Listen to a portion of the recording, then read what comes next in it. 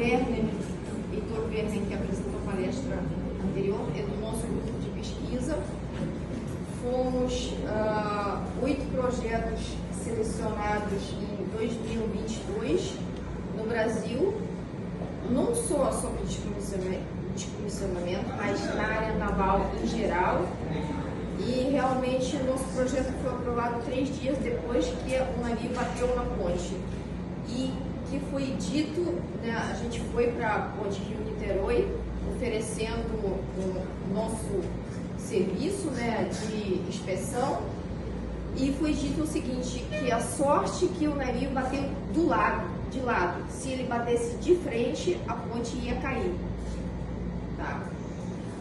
Se teve ou não dano, eu não sei dizer, mas fonte aberta diz que a ponte está passando por processo de revitalização ou também de reforços, né? E 2 últimos anos a gente também fez trabalhos dentro da ponte Rio-Niterói, vendo os cabos protendidos novos que estão sendo instalados.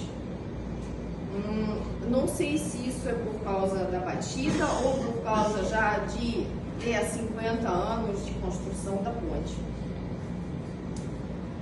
Mas eu não vou falar aqui sobre o nosso projeto, porque o Werner já falou bastante sobre descomissionamento. Eu convidei meus alunos de graduação, que hoje deveriam ter a aula de metalurgia física, e resolvi dar palestra mais para os alunos sobre ensaios não destrutivos na indústria naval, exatamente na indústria naval, e não é ensaio destrutivo em geral, que são enormes, né, a quantidade de ensaios não destrutivos.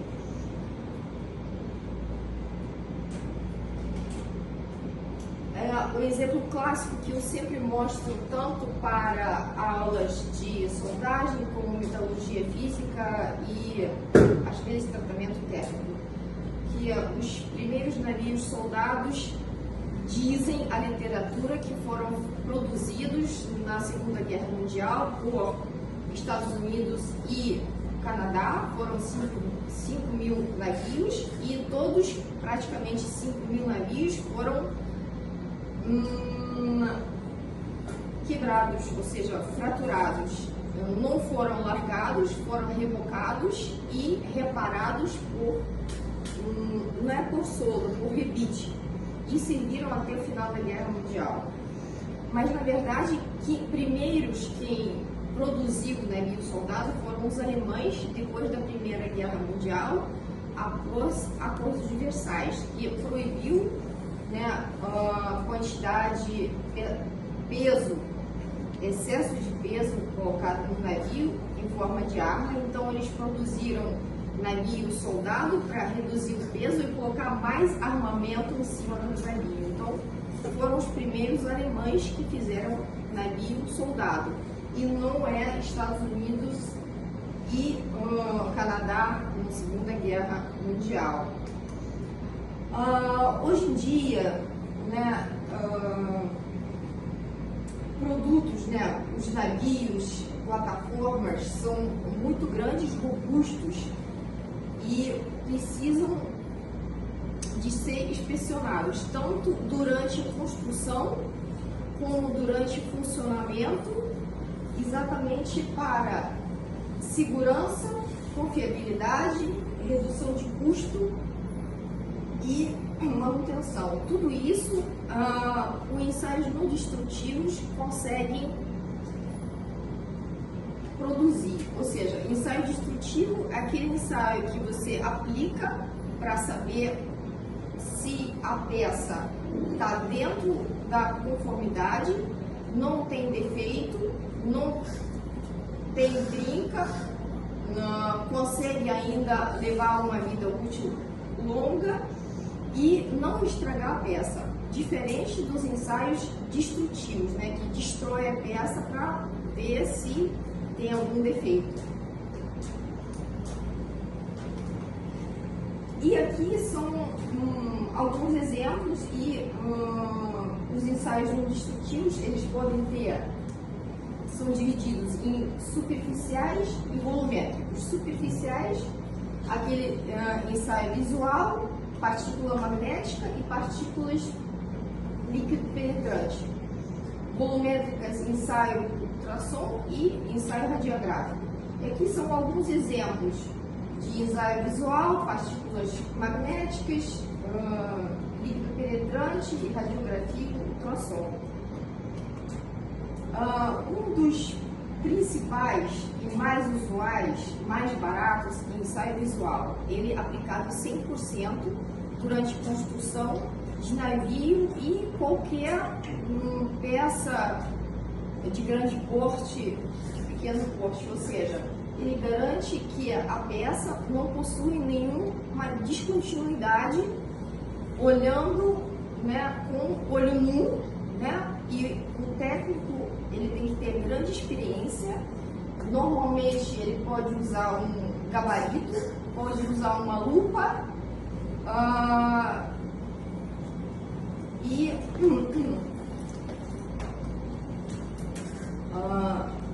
algum espelho, por exemplo, né?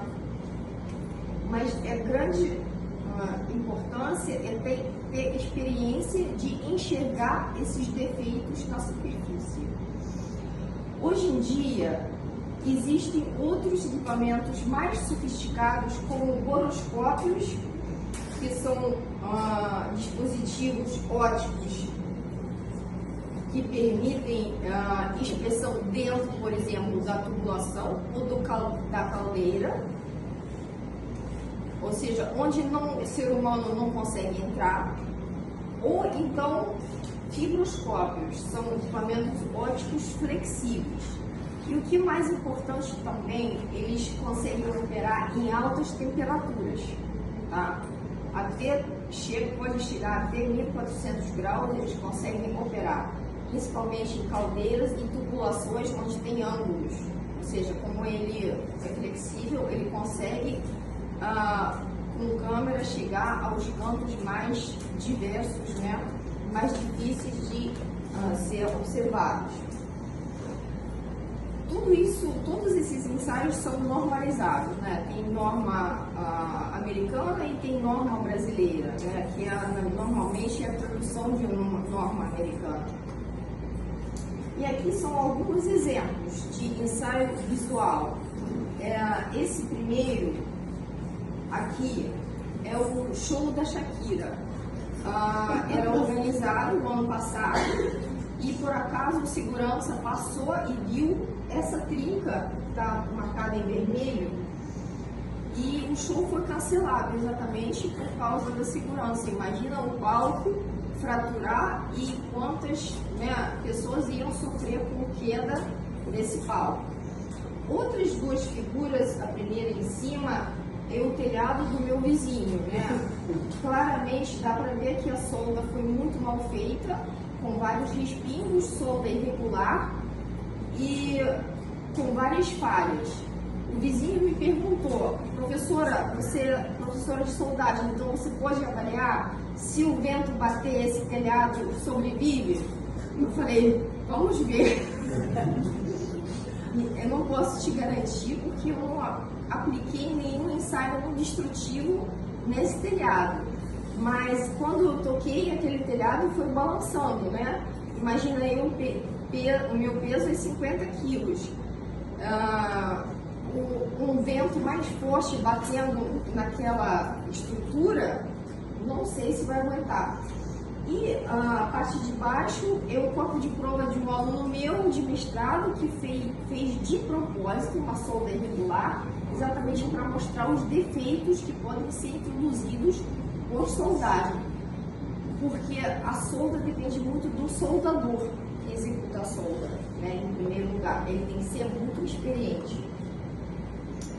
Um dos métodos também muito utilizado, 100% utilizado na indústria naval, é líquido penetrante. Ele é fácil de ser aplicado, ele consegue detectar trincas de 1 micro de espessura, fácil de aplicar da seguinte forma: você limpa a superfície aplica o líquido revelador, que normalmente tem uma cor vermelha e tem alta capilaridade. Então ele penetra nas menores trincas e menores defeitos. Você espera 5 minutos, remove com água ou solvente, dependendo do líquido penetrante, e depois aplica, seca e aplica líquido revelador, que é a base de giz. Então esse líquido penetrante, como ele tem cor vermelho muito forte, ele é absorvido pelo giz e aparece na superfície. Então a trinca é detectada, ou um outro defeito pode ser detectado, e o técnico experiente ele até pode avaliar o tamanho do defeito, tá? Ele já pode dizer, olha, esse defeito pode ser removido e não tem perigo para essa peça. Também depende da responsabilidade da peça que está sendo soldada ou produzida. E aqui embaixo a gente também vê os sprays que utilizam o revelador e o líquido penetrante. A peça tem que ser limpa, normalmente com uma escova rotativa ou com um pano mesmo. Às vezes a peça já está praticamente pronta, né, quando a peça é nova. Depois aplica o líquido revelador vermelho, penetrante, e depois o líquido revelador, que é o branco. Um pouco da história, eu sempre gosto de contar, até eu achei interessante esse fato, que esse método foi desenvolvido ainda antes da Primeira Guerra Mundial, pela rede ferroviária dos Estados Unidos. Eles aplicaram nos eixos da locomotiva, aplicaram querosene por algumas horas, depois aplicavam uma substância à base de giz, e onde apareciam essas manchas oleosas, então significava que tinha trincas, mas eram defeitos grandes. E maior impacto, vamos dizer, maior empuxo, né, desse método de líquido penetrante foi dado pelos Estados Unidos na Segunda Guerra Mundial. Eles desenvolveram o líquido penetrante fluorescente, exatamente para a indústria aeronáutica, porque não poderia usar método de partículas magnéticas, porque aviões já não são feitos de aço, são feitos de alumínio e outros materiais não magnéticos.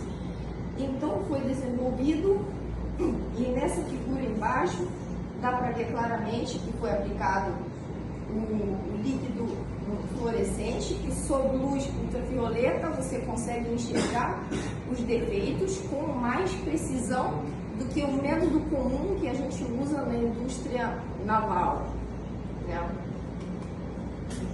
Aqui são as tabelas de vários tipos de líquido penetrante e líquido revelador, né? Ele pode ser à base de água, à base de solvente, pode ser emulsificante, e as normas, né? Vantagens, que ele é portátil, ou seja, você pode levar a qualquer lugar, até em campo, aplicar, rapidez, versatilidade,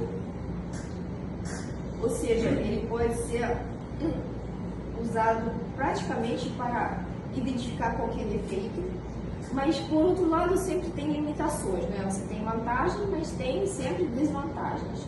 A superfície tem que ser limpa, não pode ser porosa, porque entra em contato e vai aparecer defeito onde não tem defeito, né? E temperatura da peça. Se a peça for quente, você não consegue aplicar, né, esse método.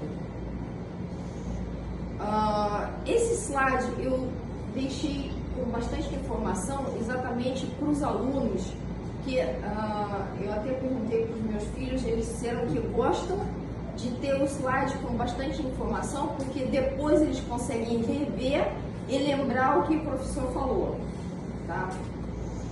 E aqui são os alunos do nosso projeto, né, CNPq, que vai acabar agora em dezembro, no Arsenal da Marinha, preparando os corpos de prova do aço descomissionado e fazendo o ensaio de líquido penetrante. Ou seja, um método que é muito fácil ser utilizado, muito fácil de ser aprendido a utilizar, mas tem que ter uma certa experiência para depois analisar os defeitos, né? Esses defeitos aqui, né, em vermelho, já o técnico que trabalha lá disse que são os poros que podem ser facilmente removidos e não tem nenhum problema ter isso.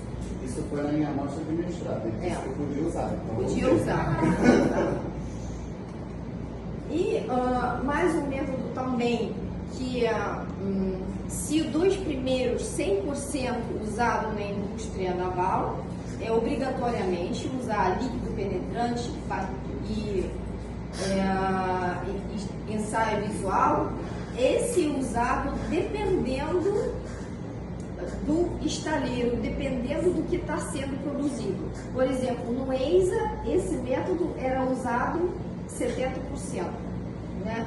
Partículas magnéticas. Você tem um ímã permanente, ímã elétrico, onde você induz o campo magnético e as trincas que são perpendiculares aparecem, criam um campo de fuga e o líquido de partículas magnéticas se acumula em cima desses defeitos e pode ser visualizado.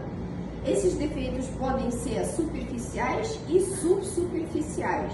Então já é mais uma vantagem, né? Porque o líquido penetrante só defeitos superficiais. Esse já pode ser subsuperficial. Mas esse magneto elétrico, ele pode ser a bateria, pode ter ligado na tomada e pode ser o ímã permanente, dependendo do tamanho da sua peça. E normalmente o operador técnico que utiliza esse método, ele fica girando esse magneto para ver realmente onde aparece o defeito, porque numa posição você não consegue enxergar todos os defeitos que aparecem, tá? Porque dependendo do campo magnético gerado por esse magnético. Essas partículas magnéticas também têm cores diferentes, porque as peças também podem ter cor diferente.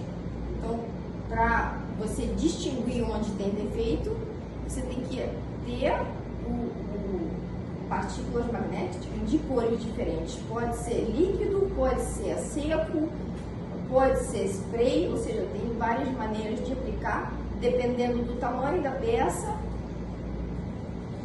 e do seu objetivo. Mas o método de inspeção com ultrassom, ele também é usado muito na indústria naval e cada vez mais utilizado. E não só na indústria naval, eu vi sendo usado pela Petrobras na tubulação. Inicialmente, para mim, 15 anos atrás, quando eu fui ver, um operador, um técnico, ele tinha cabeçote, tinha acoplante e ele tinha que varrer com esse cabeçote toda a peça para ver qual o defeito ele poderia enxergar e marcava com giz o local e o tamanho do defeito e eu anotava tudo no papel. Ora, o nome dele, onde foi que ele achou esse defeito, o tamanho do defeito, e ele tinha um oscilógrafo que mostrava pelo pico, ele mostrava se o defeito é tamanho grande ou tamanho pequeno. Nem sempre ele conseguia saber na qual profundidade que encontra-se esse defeito, tá? Hoje em dia, temos um equipamento mais moderno que também já tem certa idade, uns 10 anos que eu estou querendo tê-lo, né? É a Phase Ultrasonic Testing. Ele não precisa mover esse cabeçote, você só acopla esse cabeçote e ele faz sozinho varredura. E é interessante que ele te dá várias informações. Ele já te dá informação sobre operador, sobre parâmetros de configuração, sobre imagens do objeto, medições e análises dos defeitos, critérios de avaliação e conclusões. Aplicando a inteligência artificial, ele até te dá a conclusão, não sei se você vai confiar ou não, né? Precisa, por exemplo, cortar aquela tubulação ou não, ou você simplesmente bota a cara por cima, tá? Então, o que eu posso dizer? Esses dois métodos são utilizados, dependendo da empresa. Se a empresa for pequena, ainda usa o método convencional de ultrassom. É mais barato, você contrata um técnico e ele vai varrer toda a sua estrutura, né, vai te dar um relatório. As empresas maiores, como por exemplo o Brasfels, né, o estaleiro, vai adquirir ainda 2 equipamentos de phased array, porque cada equipamento agora custa na faixa de 500 mil euros. Dólares? Não, euros. Ou seja, muito caro. Por isso, não é que o Brasfels precisa só 2, não, ele precisa mais, mas ele vai investir só em 2.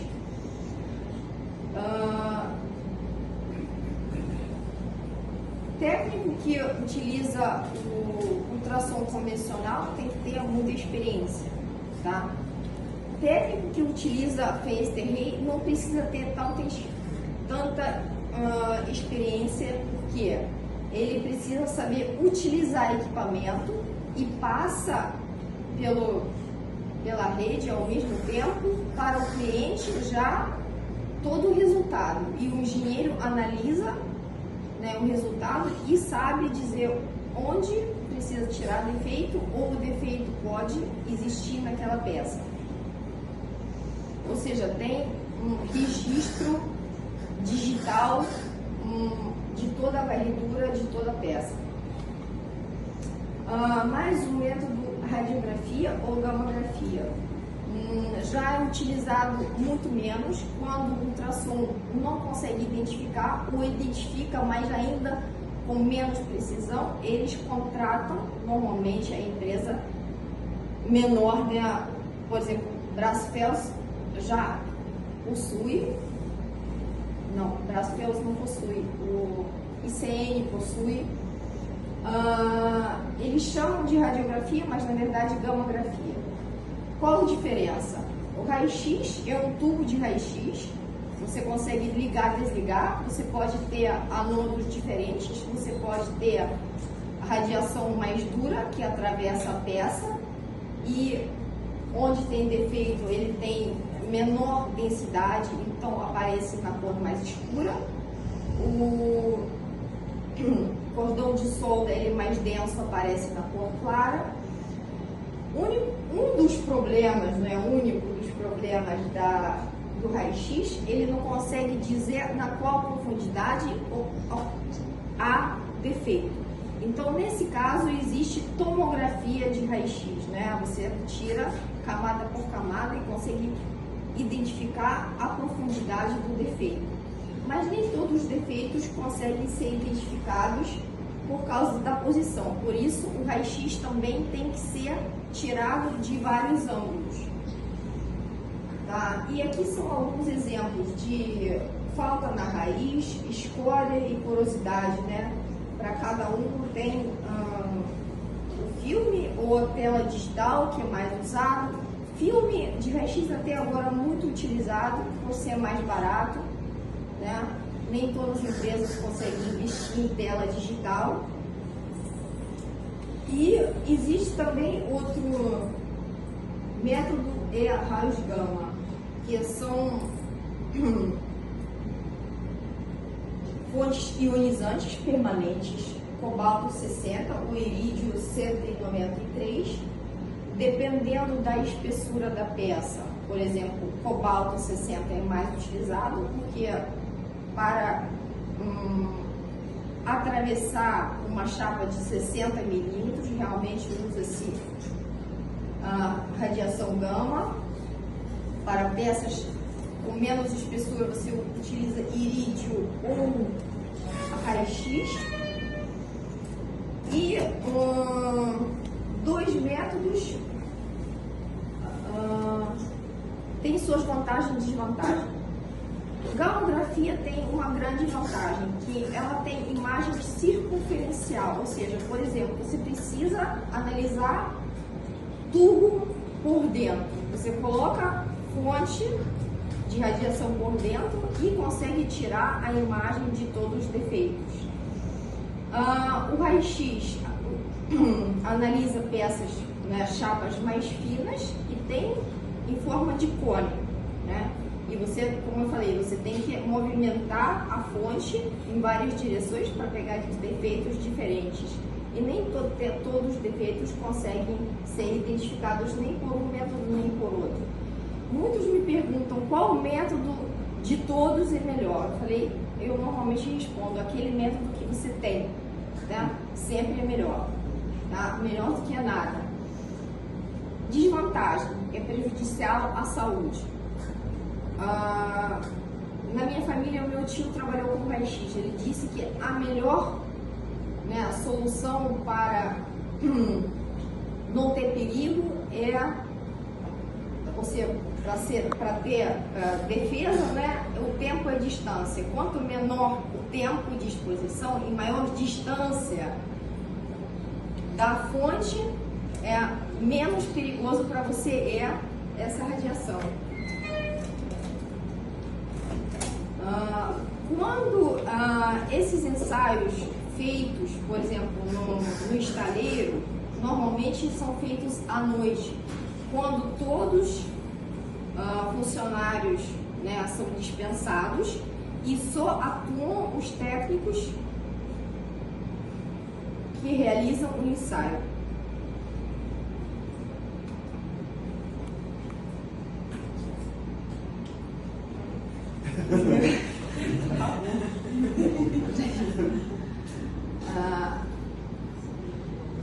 A Bruna me assustou.